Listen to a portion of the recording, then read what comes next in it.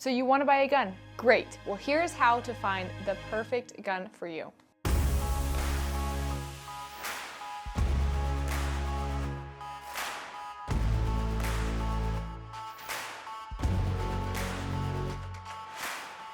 When choosing a gun, the first thing you want to do is decide what you're going to be using it for. Are you going to be using it for concealed carry, home defense, competition, or just for fun, or maybe a combination of a few of those?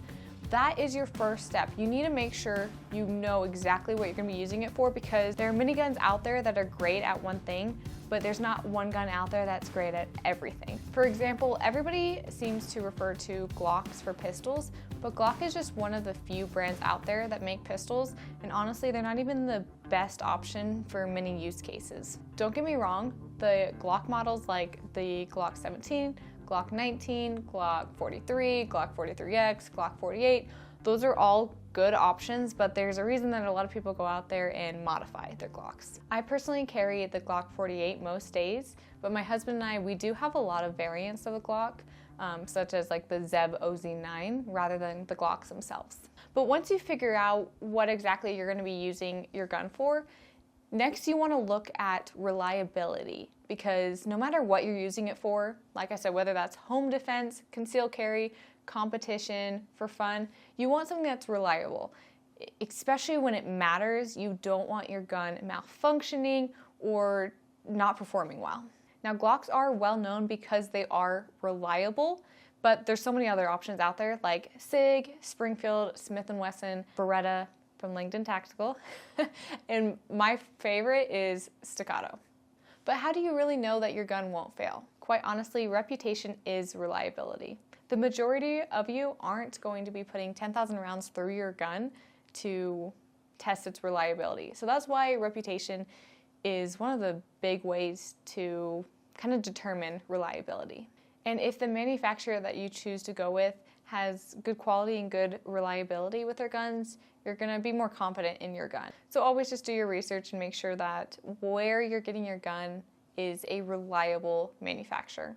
Now, whatever brand you decide to go with, you want to also think about the caliber that you want to use. And it depends on, again, what you're going to be using it for. So once you get that established, you're able to better identify what caliber you're going to choose. For something like self-defense, and if you're going to be concealed carry or using it for home defense, you're not going to want a 22.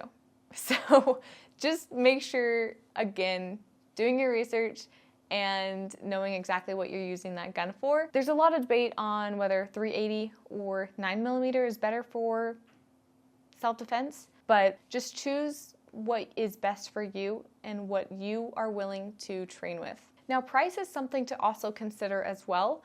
I wouldn't go for the cheapest guns out there just because, again, you want reliability, and if they are way cheap, there's been some guns out there that don't perform well, and it shows. And that's why I also think Glocks are pretty popular, is because they are very reliable and they're at a fair price point. Like I said, I really like Staccatos, but Staccatos tend to be a little out of the price range for a lot of people, and that's okay. You don't need a super expensive gun.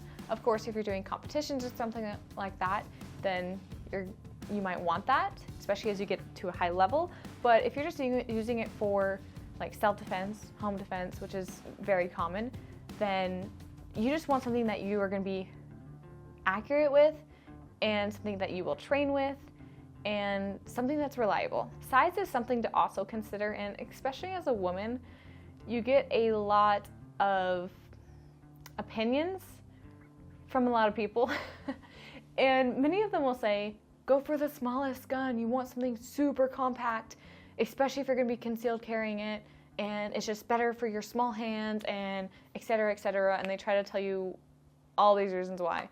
Well, let me just say that you can conceal carry and shoot a larger gun than you probably think you can, especially with the right setup. A lot of people don't know really how to dial in their concealed carry, so it makes it a lot harder to conceal something that's a little bit bigger.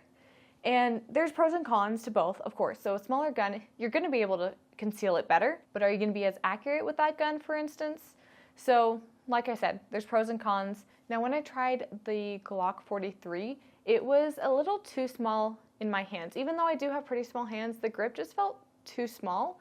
And so that's why I liked the 43X or the 48 better, just because it did have a longer grip. However, it might be a little bit harder to conceal something a little bit bigger. But like I said, there's pros and cons, and you have to choose what's best for you. As women, we're always told to get a smaller gun. You don't need to. Of course, if that works better for you, go for it.